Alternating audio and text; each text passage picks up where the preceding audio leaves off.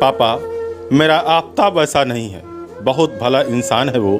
धर्म भले ही अलग हों, पर इंसानियत सबसे बड़ा धर्म है। दुनिया कहाँ से कहाँ पहुँच गई और हम हिंदू मुस्लिम में लगे हुए हैं। पापा, मैं पढ़ी लिखी हुई आज की लड़की हूँ, अपना भला बुरा अच्छे से समझती हूँ, पर आप नहीं समझ रहे। मैं आफताब को और वो मुझे बहुत प्यार करता है। मुझे वो बहुत खुश रखेगा।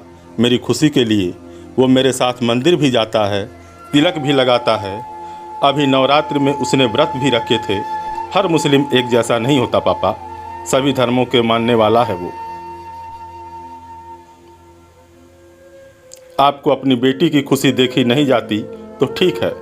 मैं यह घर छोड़कर हमेशा के लिए जा रही हूँ। अब कभी नहीं आऊँगी। मुझे ढूंढने की कोशिश मत करना।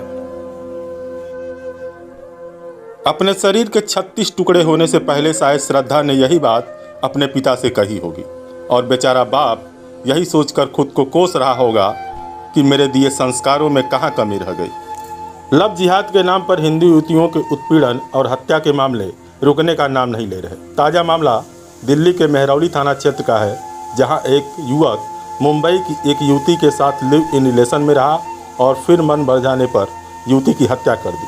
हत्या के बाद साक्ष्य मिटाने के लिए युवती के कई टुकड़े करके आरोपी आफताब फ्रिज में रखकर एक एक टुकड़े को ठिकाने लगाता रहा।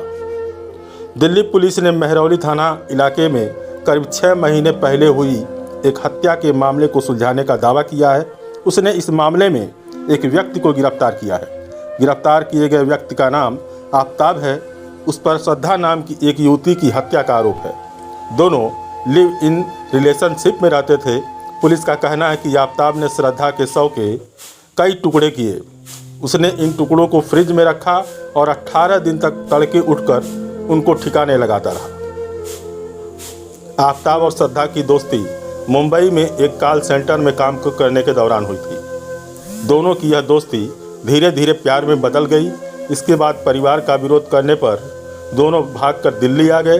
श्रद्धा के परिवार वाले सोशल मीडिया के जरिए उसकी जानकारी लेते रहते थे, लेकिन जब सोशल मीडिया पर अपडेट आना बंद हो गया तब श्रद्धा के परिवार वालों को शक हुआ।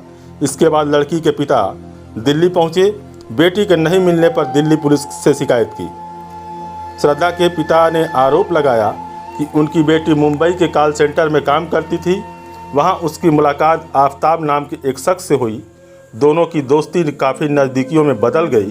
दोनों एक दूसरे को पसंद करने लगे, लेकिन परिवार वाले इस बात से खुश नहीं थे। इसके चलते उन्होंने इसका विरोध किया।